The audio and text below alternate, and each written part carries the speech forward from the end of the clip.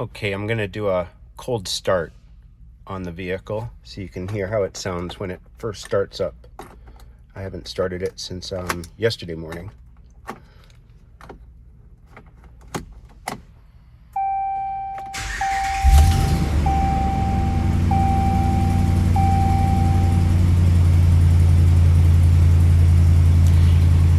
If you can hear the engine clacking sound, that is something that is caused by an exhaust hose leak.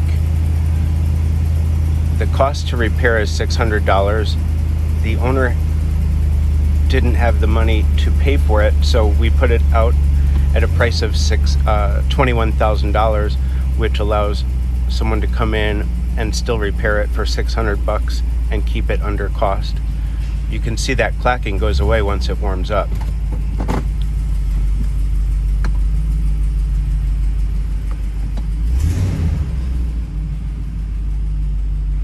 All right, we're stuck here for now, but at least that gives you something to look at, and I'll get more later.